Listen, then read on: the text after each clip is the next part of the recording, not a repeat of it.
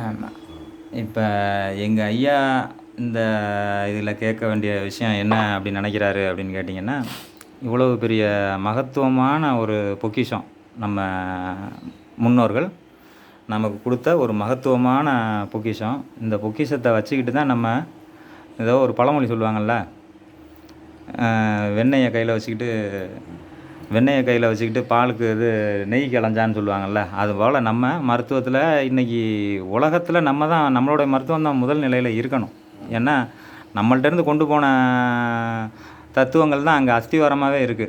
அவங்க செய்றதுனால தான் அதில நெறைய பக்க விளைவுகளும் அது ஒரு வாணிகமா தான் நடந்துகிட்டு இருக்கு. உலகத்தில மிகப்பெரிய வணிகமா நடந்துகிட்டு இருக்குது இன்னைக்கு மருத்துவம்.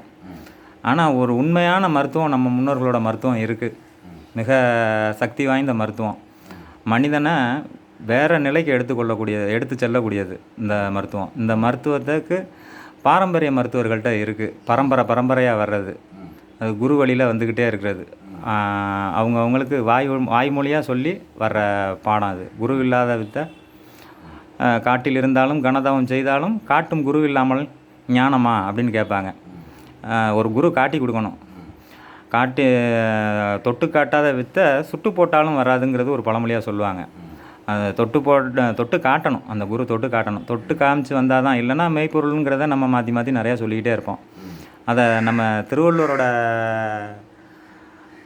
இதுபடி பார்த்தோம்னா அவர் சொல்கிறாரு, காணாதான் காட்டினான் தான் காணான், காணாதான் காட்டினான் தான் கண்டவாறு அப்படிங்கிறாரு. அதாவது காணாதான் காட்டினான்ங்கிறாரு. அதாவது பார்க்காதவன் தான் காட்டுறாங்கிறாரு.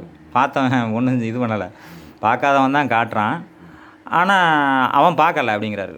அவன் காணான் தான் காணான், ஆனால் அவன் காட்டுறான்.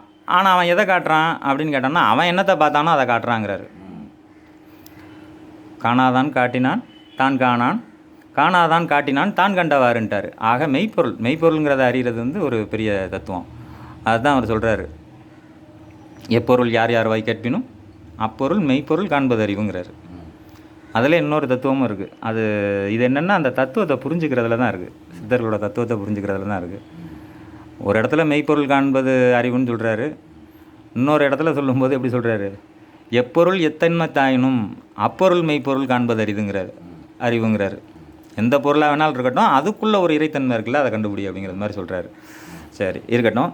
இந்த முறையை நம்ம வெளியில் எடுத்துகிட்டு போனோம்னா, இது நவீன அறிவியலோட ஒப்பிட்டு பார்க்கும்போது ஒரு 5ஆம் வகுப்பு படிக்கிற குழந்தைக்கும் ஒரு பெரிய பேராசிரியருக்கும் ஒப்பீடாயிரும்.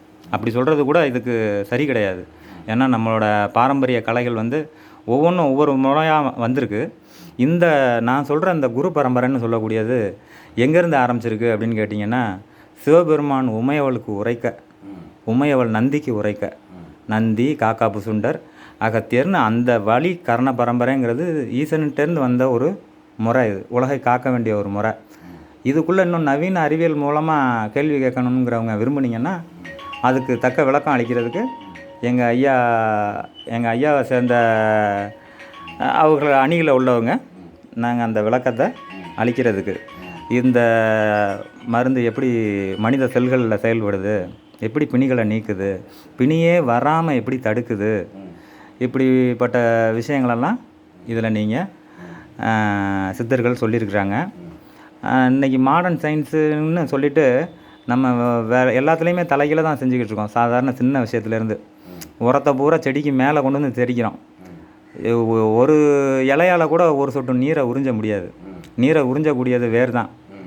அது தலையில் தண்ணியை ஊற்றி ஒன்றும் பிரயோஜனமே கிடையாது. வேரில் தண்ணி ஊற்றினா பிரயோஜனம். அதே மாதிரி தான் இன்றைக்கி பொருளாதார ஆசையினால் இந்த உலகம் ஒரு பெரிய தவறான ஒரு மருத்துவ முறையை முன்னெடுத்து அதில் தாமங்கள் செய்கிறது தவறுன்னு தெரிஞ்சால் கூட அதை அவங்க ஏற்றுக்கொண்டு தகுதி வாய்ந்த மருத்துவ முறையை முன்னிலைப்படுத்தி கொண்டு வர்றதுக்கு அவங்களுக்கு அந்த பொருளாதார இழப்பு அவங்கள பண்ணுறதுக்கு தடையாக இருக்குது.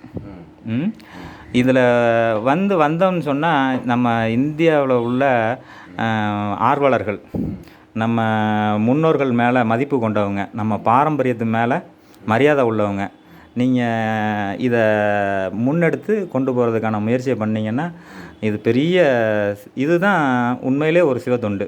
ஏன்னா அவரால் வழங்கப்பட்ட கலை, எல்லா கலையுமே 64 கலையும் சிவபெருமானிடம் பிறந்தது தான். அதை குறிக்க ஒரு குறியீடாக தான் 64 சிவமூர்த்தங்களையும் நம்ம குறிக்கிறோம். என்ன இந்த விஷயத்தை கொண்டு வரும்போது எல்லா தளத்துலேயும் நம்ம நாடு முன்னேறும். முதல் தொடக்கமான இப்போ நம்ம இன்றைக்கு சொல்கிறோம் அமெரிக்கா வல்லரசு அப்படின்னு சொல்கிறோம். அதுக்கு முன்னாடி ரஷ்யா, அதுக்கு முன்னாடி ஜெர்மன், இப்படியே நீங்கள் தொடர்ச்சியாக போய் பார்த்தீங்கன்னா உலகின் முதல் வல்லரசு பாரதமாக தான் இருக்கும். இந்த பாரதம் திரும்ப வல்லரசு ஆகிறதுக்கான அந்த நிலைப்பாட்டுக்கான தொடக்கம் ஆரம்பிச்சிருக்கு. ஆமாம், ஏன்னா இது நம்ம கலிகாலத்தின் இறுதி நிலைக்கு வந்திருக்கோம். இப்போ இங்கே இது வல்லரசாகி இது பூமியை ஆண்டாகணும். இதுதான் காலத்தின் கட்டாயம். ஆமாம், இதற்கு சரியான பாதையில் செல்லணும்னு சொன்னால் அது நம்ம முன்னோர்களோட அறிவை நம்ம கைவசப்படுத்திக்கிறது தான். எப்பேற்பட்ட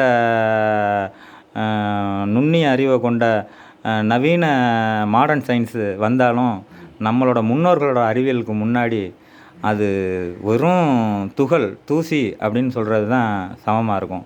அதுக்காக நான் எங்களுடைய மருத்துவ முறையை கூட்டியும் தற்சமயம் பெரும் புகழில் இருக்கக்கூடிய நவீன மருத்துவத்தை குறைச்சும் சொல்கிறதுக்காக நான் இதை சொல்லலை. பெரிய பொக்கிஷமான ஒரு விஷயம். அந்த விஷயத்தை என்னென்னே தெரியாமல் நம்ம ஒதுக்குறோம். அதுக்குள்ளே இருக்குது உலகத்தை மாற்றி அமைக்கக்கூடிய ஒரு தத்துவமே அதுக்குள்ளே தான் இருக்குது. அந்த தத்துவத்தை நம்ம உலகறிய கொண்டு வரணும். நம்ம நாட்டின் அறிவியல் எவ்வளோ உயர்ந்தது, எவ்வளோ காலத்துக்கு முன்பே அந்த அறிவியல் வந்தது அப்படிங்கிறத நம்ம உலகத்துக்கு வெளிக்காட்ட வேண்டிய கட்டாயத்தில் இருக்கிறோம். இது இந்திய பிரஜை ஒவ்வொருவருக்கும் வேண்டுகோளாக எங்கள் ஐயா மூலமாக இந்த விஷயத்தை வைக்கிறோம்.